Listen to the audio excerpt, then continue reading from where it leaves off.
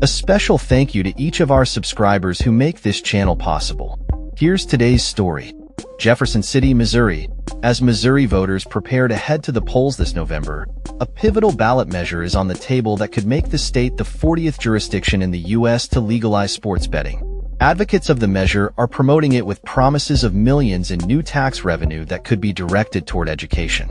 However, the intricacies of the proposed tax structure have sparked a heated debate among policymakers, economists, and industry experts about the true implications of such a move. Since the U.S. Supreme Court's landmark decision in 2018 that allowed states to legalize sports betting, the industry has exploded, with 38 states and Washington, D.C. now participating. The Missouri measure proposes a 10% tax rate on sports betting revenue, which sits below the national average of 19%.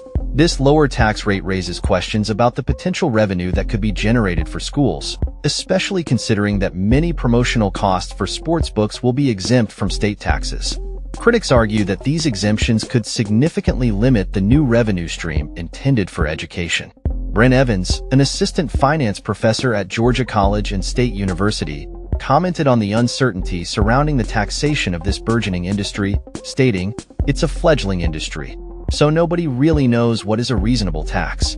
In states like Illinois, Ohio, and Tennessee, lawmakers have already adjusted their tax rates since legalizing sports betting, with tax rates ranging from as low as 6.75% in Iowa to as high as 51% in New York.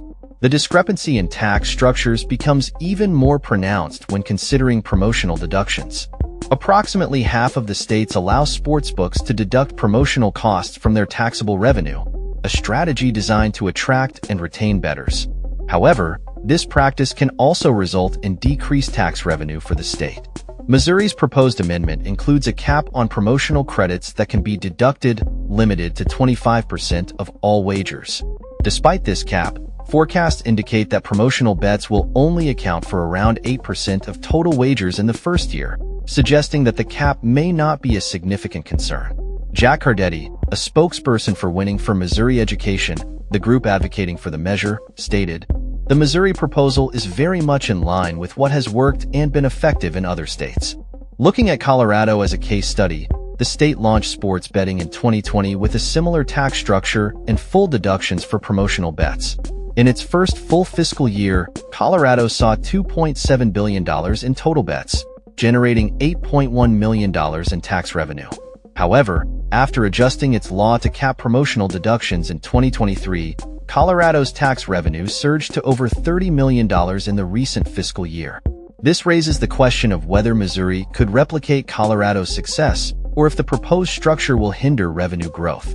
Richard Auxier, a principal policy associate at the Tax Policy Center, expressed skepticism about the rationale behind exempting promotional costs from taxes.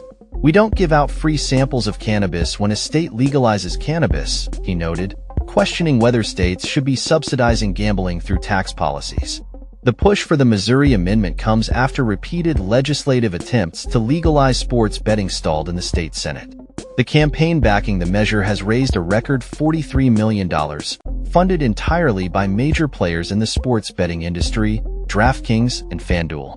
If the measure passes, these companies could apply for licenses to operate online sports betting in the state, alongside additional licenses for Missouri casinos and professional sports teams. However, opposition to the measure has emerged, primarily funded by Caesars Entertainment, which operates several casinos in Missouri. The opposition campaign, which has raised $14 million, argues against the current wording of the measure, stating that it could lead to a shift from traditional casino betting to online betting, potentially harming local casino revenues. Brooke Foster, a spokesperson for the opposition group Missourians Against the Deceptive Online Gambling Amendment, emphasized the importance of physical betting spaces, stating, "There will definitely be a shift from placing bets in a physical space with a Missouri-incorporated casino versus hopping on an app in your living room." The impact of tax rates on sports betting revenue can be illustrated by the experiences of Illinois and New Jersey, which were among the first states to legalize sports betting. Both states reported between $11.5 billion and $12 billion in sports bets last year, generating substantial revenue for sportsbooks and significant tax income for the states. New Jersey, with its 14.25% tax rate for online bets, collected $129 million in tax revenue, while Illinois, with a 15% tax rate, brought in $162 million.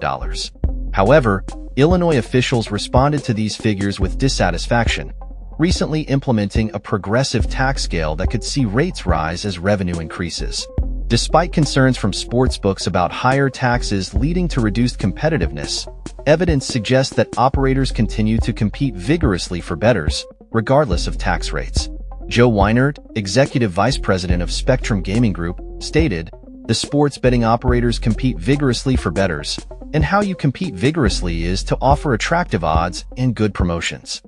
As November approaches, Missouri voters face a critical decision that could reshape the landscape of gambling in the state. The outcome of the ballot measure will not only determine the future of sports betting in Missouri, but also set the stage for how the state navigates the complexities of taxation and revenue generation in this rapidly evolving industry. That's all for this story.